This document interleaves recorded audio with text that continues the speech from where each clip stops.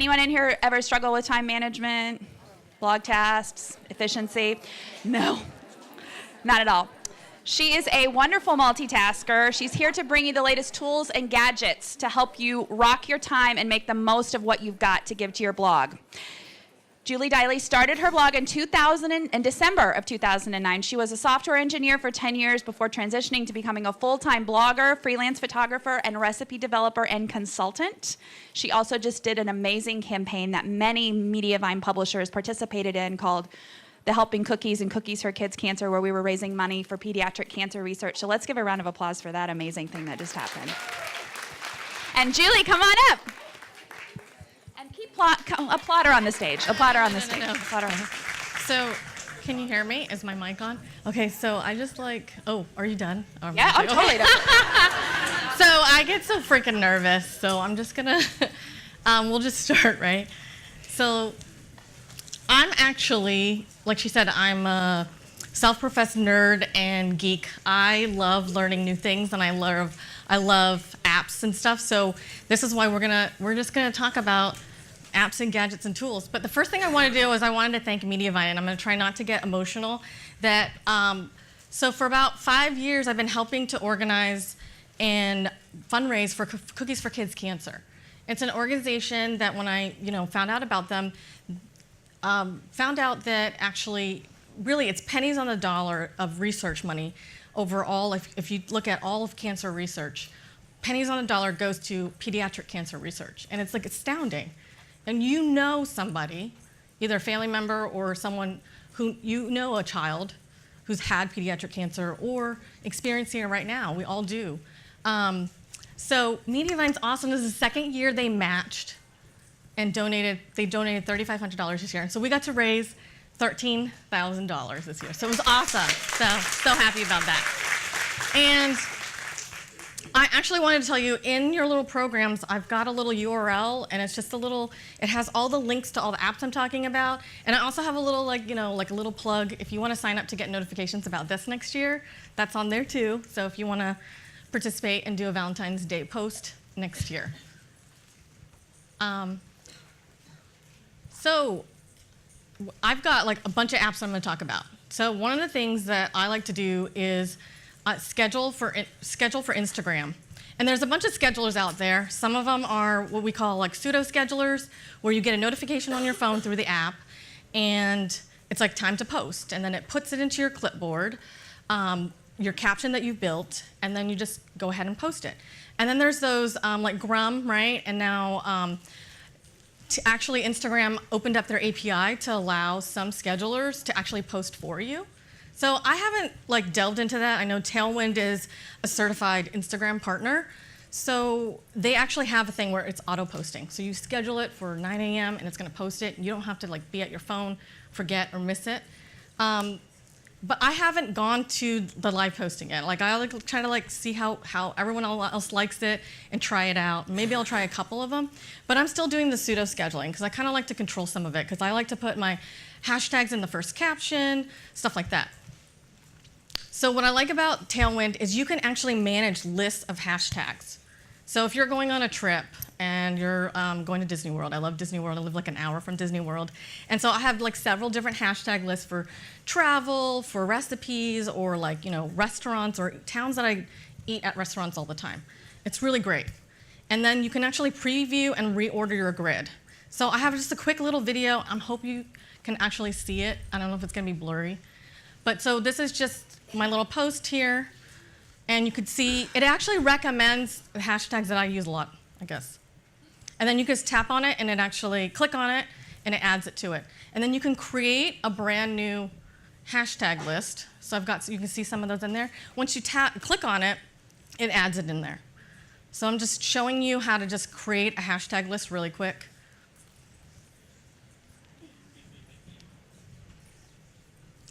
The other thing is, as you're adding hashtags, it shows you the different colors. I should explain that before. They're different colors, so if it's green, it's this is a really good one, you should try to use this one. So it actually does suggest hashtags based on what you've done and what you've used before. See those suggested hashtags right there? And then you've got a little number right here where it tells you how many you've used so far. and then I just hit add to the queue. There's really cool tools in here based on your analytics. You can create a smart schedule, and then you can drag this around. Let's just drag it around. Also, if people have like a grid that they really want, like, the middle column is a quote, or the middle column is a photo with one certain color or whatever, this will help you visualize that. And I should have showed you, you can actually, if you see the little says your schedule up there on the top right, you can swipe it over and it actually shows you what it would look like if you're looking at your grid on Instagram on your account. So that was Tailwind for Instagram. So one of my favorite, okay, so I'm obsessed with this app right now. I'm editing my iPhone photos in a color story. It's actually an app put out by the wonderful ladies from A Beautiful Mess. And they have filters on there. There's some of them that are paid, a lot of them are free. What I love about it is that you can actually edit some photos and save the steps out. It says the option is save editing steps. So you could do batch processing. A little while ago, they added batch processing. So say you're at a restaurant and you've got a few photos, even 10 of them, and you want to edit them, but then you don't want to sit there and go, okay, I'm going to look at every single one of them. If it's the same, like it's all on white plates or whatever, or if it's a picture of a sunset, you can actually just edit once, save it, and actually if I showed you mine, it's like really long, and it'll say like, Puerto Vallarta and the name of the restaurant, because then if I go back and grab those photos again from my phone to edit, I can use that edited step again. And then they just added, you can edit videos on there now, and you can batch edit videos. So it's really, really cool. Like trying to batch edit like 5 videos, it kind of slows my phone down. I like fill up my phone, so it actually takes a little while. You have to be a little bit patient. But it's really cool because the next thing is I have been creating videos and travel and recipe videos on my phone, and then editing them in a color story, and then bringing them into this app that I just discovered last year, Adobe Spark Video. And so I've been creating recipe and travel videos on my phone. So I'm just sitting on my couch and editing. My husband actually went to film school, and then he decided when he graduated he didn't want to make movies. And sometimes he's sitting there like, what are you doing? What are you working on? And I'm editing a recipe video on my phone, and it just blows him away. Because, I mean, there's so much that we can do, obviously, right? It's fun. So Adobe Spark Video has the app. I said so if you have a Creative Cloud account, so does anyone use Lightroom or Photoshop or pay for that? Yeah. So it actually, you get to use this for free through your Creative Cloud account.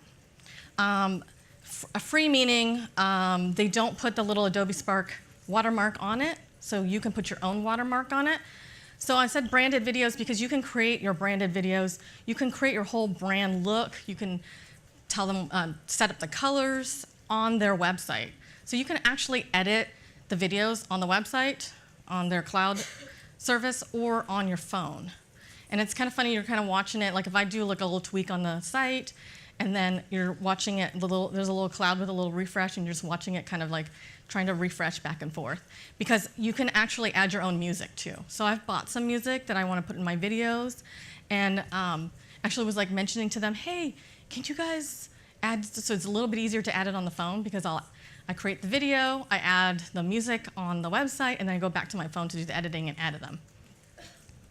The other cool thing is they're coming out with the export square videos, because we know that square videos do a lot better on Instagram and Facebook, right? And it's actually in beta, and I've been testing it. It's really cool. I actually posted on that link some example videos that I've done that are posted. They're direct Facebook links, but those are videos that I created on my phone and edited in Adobe Spark.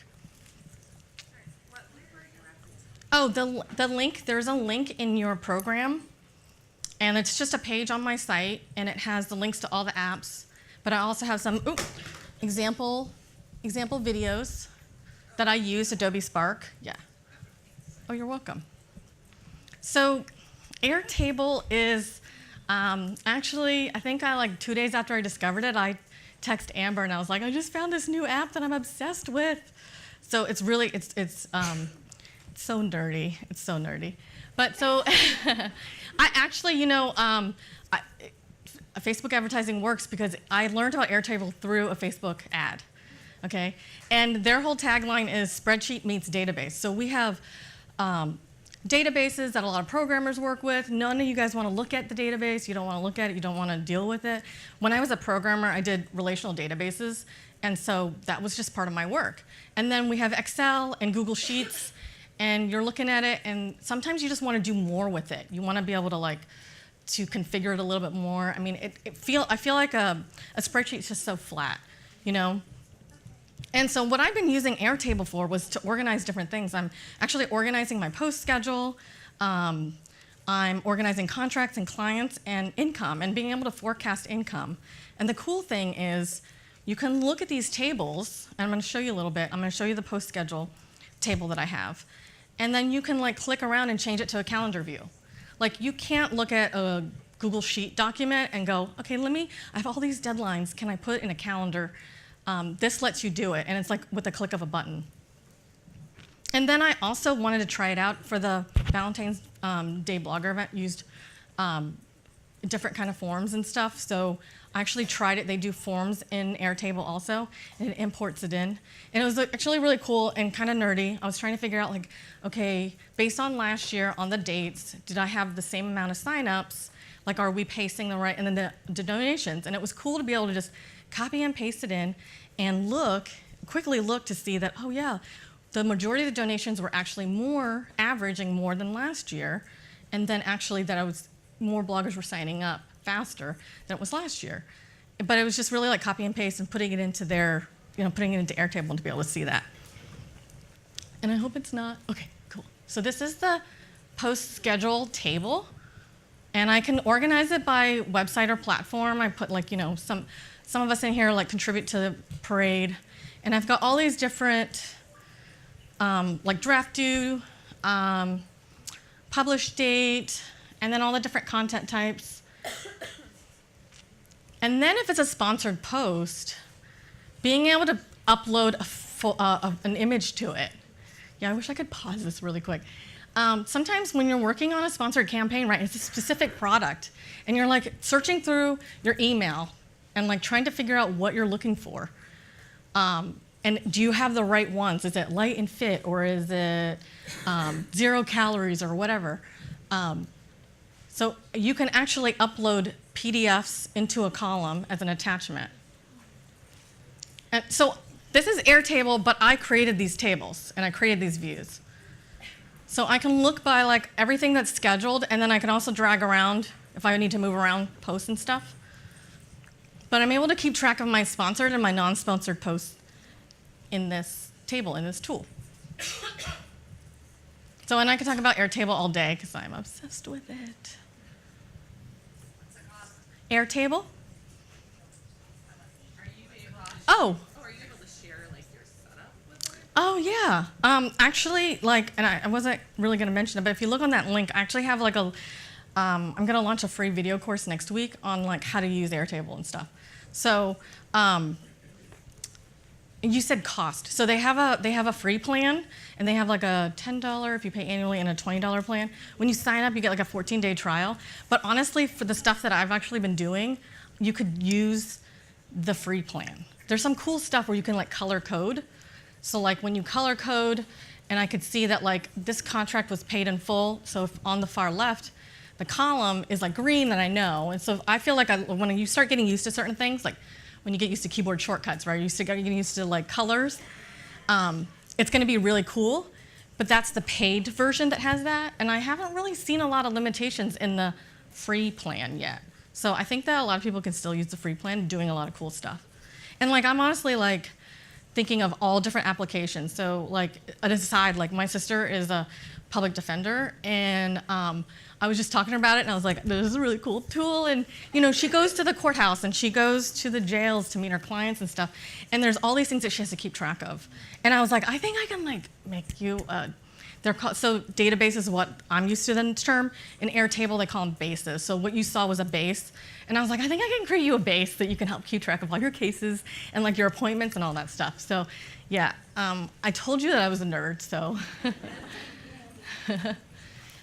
So the next tool is FreshBooks. FreshBooks is I'm trying to remember my friend Kristen Dynadish told me about it a few years ago. I was just copying and pasting a Word doc that had an invoice template and incrementing the number and adding a date to it and sending it out. And I wanted to be able to keep track of, as soon as you create the invoice, it actually adds it to a report. It adds it to, obviously, like a database that we're not looking at.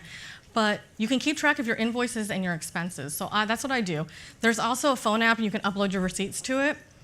The really cool thing is you can see the audit trail. So if someone said, I didn't get your invoice, you can look on it and see the date that they actually opened the email. They got the email, they opened it, they printed it. No, I haven't ever had to say, well, I have this little thing here. But it's really cool because you want to see if, okay, instead of going, hey, did you get this yet? Hey, did you get this yet? You can just automatically go and log it and see. So I really like that, and I don't think I'm ever going to get rid of FreshBooks. I really like it. It's really a simple interface, too. Okay, another one. Have you guys used Evernote? Do you guys use Evernote? I love it. So I do mainly recipes on my site, and back in the day, I still do it sometimes. I would write a recipe on a Post-it note or in a notebook. I'd lose the notebook. I'd be on a trip, and I need to be doing an assignment and writing it, and I would actually text my husband, can you find this one recipe? I think it's on my desk or it's on the kitchen counter. Can you text me a picture of it? And that doesn't work because probably about a handful of recipes that I lost, and it's lost and gone. They were developed and I lost them. So when I moved from a laptop to a desktop, I started using the phone app for Evernote. But then I have a MacBook Air now too. And so I'll take the laptop into the kitchen and I'm typing everything up.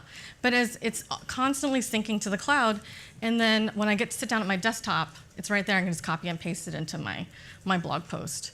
So I really like that. And then I organize recipe ideas. There's all these different notes. I even have a note called Randos.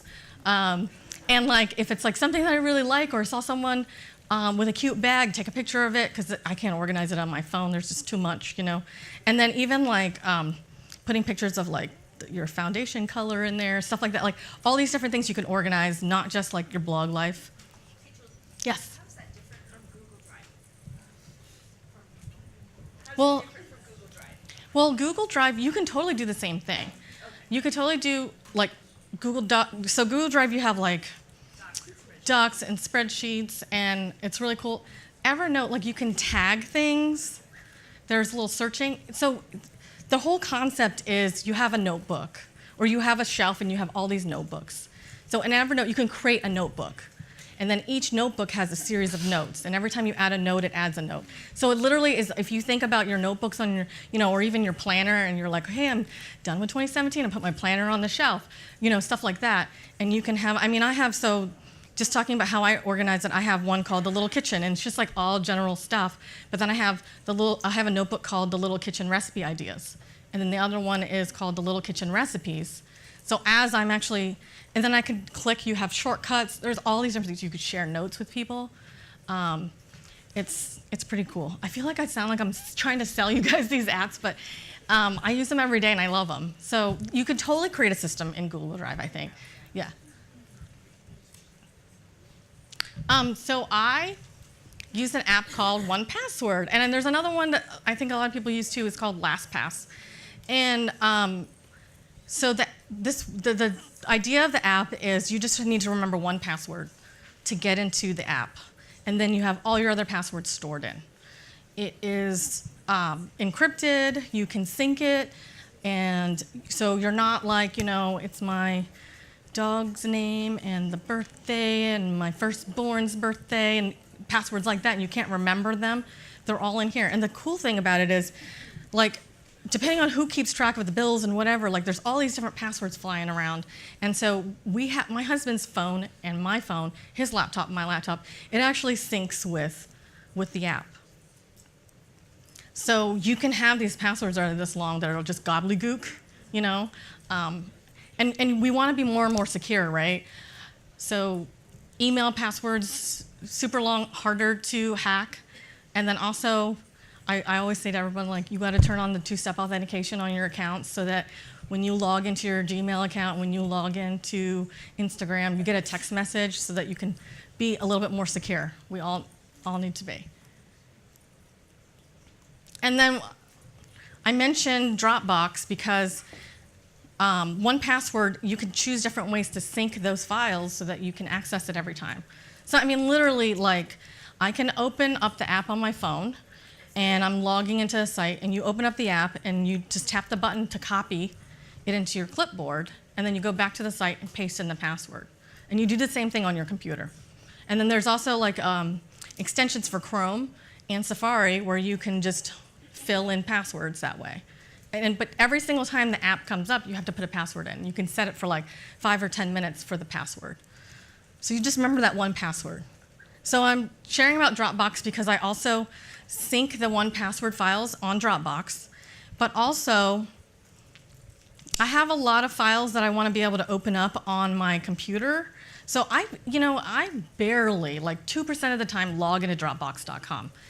On Windows and your Mac, you actually have apps that you can download. I don't know if anyone uses them. I think a bunch of people do. But you can actually install it, and it puts a folder on your computer. And Google Drive is the same thing. There's an app.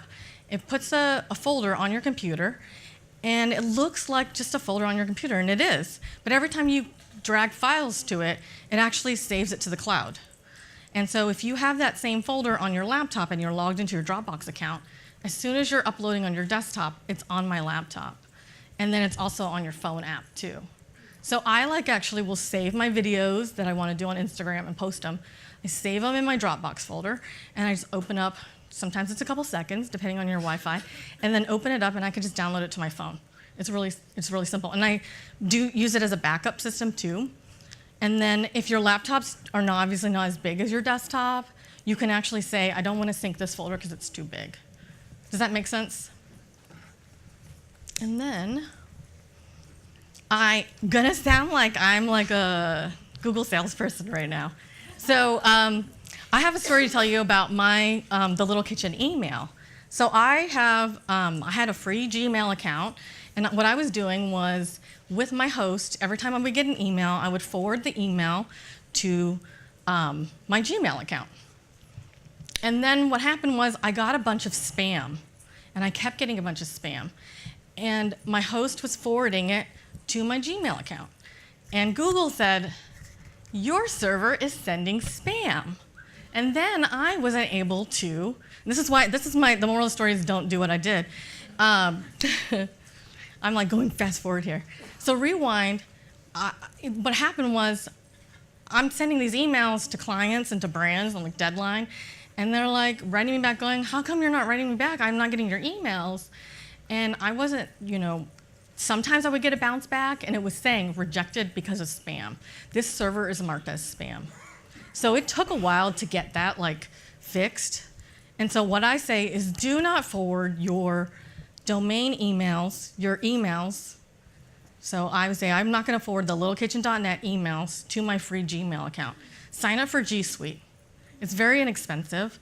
And emails look better. It's actually a form of advertisement if it's your domain, right? What's your email? Oh, every single time I tell them my email, they're like, what do you do? What is that? What is the Little Kitchen?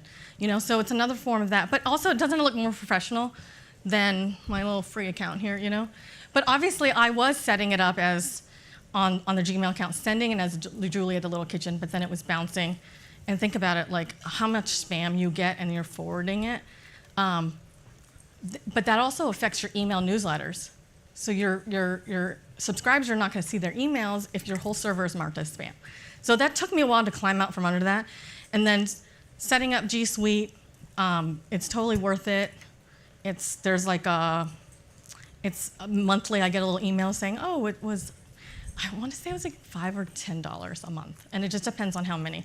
The other thing that's really cool about it is, if you have another website and you don't really need a bunch of emails for that site, you can actually, I'm trying to think of the name, alias it. So if you have 3 sites, you can just pay the one fee for one account, because you only want one login, right? You don't want to log out, log back in, log back out, and it will actually show you the emails into that one account. So I have a juliedeily.com site, And so I see those emails in the little kitchen.net account, and I'm only paying for one account. And I don't have to log into one account. Does that make sense? All right. Okay, this is another nerdy thing. So I learned about, it's an app called Text Expander. And I'm trying to think if, yes, they do have Windows and Mac versions. And I've used this one for a while, and then I actually used another one. I'm gonna have to find it and link it to it on the link that I shared with you guys. It's an app on my phone called Shortcuts. So I am a firm believer in doing as many keyboard shortcuts as possible, like to be as productive as possible, and to type as fast as I can, because I guess that sounds really nerdy. But the thing is, a lot of times when we are typing things over and over again, the same thing. Like how many times have you misspelled your own blog name, right? Or your own email? Or like, it was literally like a year ago, someone asked me for my address, and I was typing it really fast on my phone, texted it back to her, and it took 3 weeks to get to me because I mistyped the zip code. But so the Shortcuts app on my phone, I can actually save little snippets, and I could just tap. So when someone says, "What's your address, Julie?" it switches the keyboard. I can select the keyboard at the bottom, and I just tap on address. And it looks like I'm crazy because I text you back my address in like 3 seconds or less, you know? So it's the same kind of idea on Text Expander on your computer, but you have to remember some certain shortcuts, and then things that you type over and over again. Like I'm always typing https://thelittlekitchen.net. I'm not really typing it. Sometimes it's auto-filled or whatever, but I want to be really quick instead of typing it all out and selecting it in your little drop down, right? So my shortcut is :URL. So I just type that out. And if you have the sound on, it does this little bloop sound every single time it does it. And then also the app actually suggests in the top right corner, every single time it's like you're typing thank you a lot, or you're typing whatever. I actually have a shortcut for thank you, and I haven't gotten into the habit of using it, but it literally is constantly reminding you, hey, you're typing this one word a lot. And I feel like it's a really good application for if you do sponsored posts and you're working with a brand and you want to type it and you're like, yes, copy and paste is one of the greatest inventions, but like back in the day when you can when I would do in Word and you could see your whole clipboard and you can select back and forth. I'm going nerdy here, but you know, after a while, you copied and pasted it 5 times ago, and now you just hit paste and it's something else. So if you get into the habit of just remembering certain things, and you could just add and remove some of these shortcuts, because you might only need it for like a week or whatever, and you might not use it again. But one thing that I use a lot is when I'm adding nofollow into mine, and my shortcut is just :NF. And I do other HTML code shortcuts too. So you can kind of see some of my shortcuts here. I'm just showing you. For the new window, and for the rel nofollow, :NF. Actually, and I didn't have time, but I want to do something where I think I'll upload to that link next week a folder of these. So if you start using Text Expander, you can just import it and just look to see.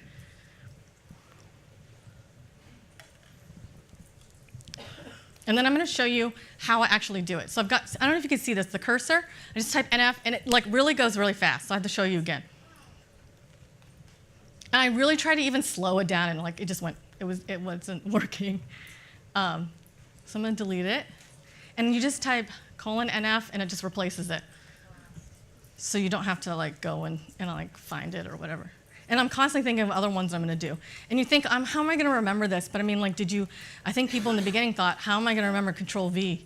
You know, so if you do it, if you use it. Here's another really cool one. I'm trying to remember when, but I've been using this one for years.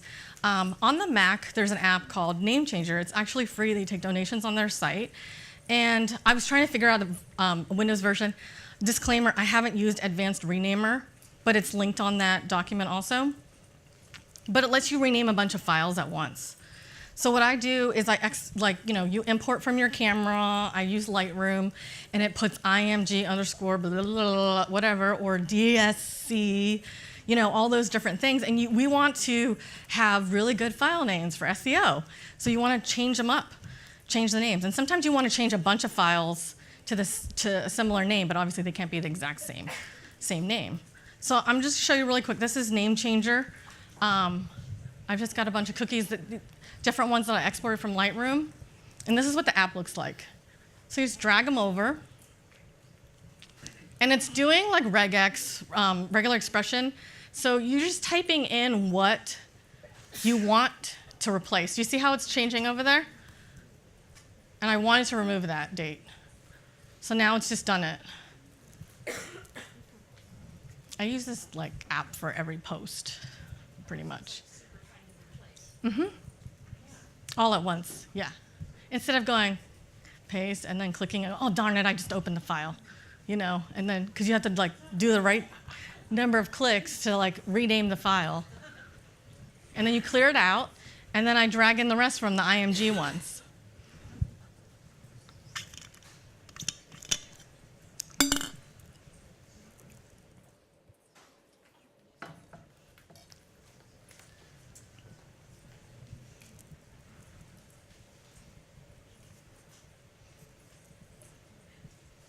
Hit rename, and it renamed it over there on the left. It's pretty easy, right? I feel like this one's a big time saver. That one's free. And I think that one, the advanced renamer for Windows is free too. So I'm trying to see how much time I have. I think I have, so if you guys have questions, but I wanted to show a couple of gadgets because we were talking about apps, tools, and gadgets. So, oh yeah, they stole my phone because they said I might do feedback with my mic. But can you hold my phone up? I think Steffi has it. So you guys have heard of pot sockets, right? Dude, I have one on my phone. Oh yeah. Well, this one actually has my logo on it, and but yeah. So that's how I'm filming the video while I'm stirring the pot of soup. I'm filming it by myself. Yes, it's a stand too. I feel like, and a lot of people are using it, like you have a better grip. You put it on your phone wherever you feel like your hands sit, because it's gonna be different for everybody. But I mean, I don't take a lot of selfies, but it does help keeping your phone stable. But seriously, when you look at those videos, if you're interested in even using Adobe Spark Video, I'm holding it with my left hand, gripping it so I can keep that phone steady as possible. And you're seeing me stir, but I'm doing that by myself. When you see my two hands, it's like, Curtis, can you come over here? Can you hold this? And it's very rare, but it's mostly me filming it by myself because I'm using that pop socket to keep my phone stable. Someone had a question, Mercedes? No, I was just going to mention that with the pop sockets, there's also this little mount that you can, which I Yes. have around my house. Like, so if I'm needing to use Yes. the phone, you can just mount it on there, and I can, so I just, and I have them Yeah. as to hold my phone by the bed. I have one in the kitchen, and you can also mount them in the car. So Yes, it's really yes. handy. Yes, I have one and I haven't started using, but that's a great idea. I could probably do something, right? Like above my microwave over my stove and like mount it above so I could do and then I don't have to hold my phone. It's really cool. And then they have on their site, you can actually upload your logo. So I have my logo on mine. And then I brought my little camera. So I use like a big DSLR camera at home for most of my recipes, but this thing I love. This is my this is my second version of this camera. It's a Panasonic Lumix GX85. It's a mirrorless camera, and this is an interchangeable lens. So it came with like a kit lens. I think I used it like twice. But the story is I went to Mexico and was there for 9 days on a press trip, and I left my camera strap at home. And like I'm packing $3,500 right here, and we're gonna go on a boat, you know, and I'm freaking out, like what if I put it down and it gets wet? And my camera strap, I was like, I'm not taking it out because I don't have the camera strap, or I feel like I can feel solid that I'm not gonna drop it. I drop things. I've actually ruined a couple of MacBooks by dropping them. So I was just like, so that whole 9 days, that camera stayed in my hotel room, and I was like, I'm gonna find a camera. I'm gonna find a travel camera that I like. And I did like so much research and a lot of reading on Amazon reviews and stuff.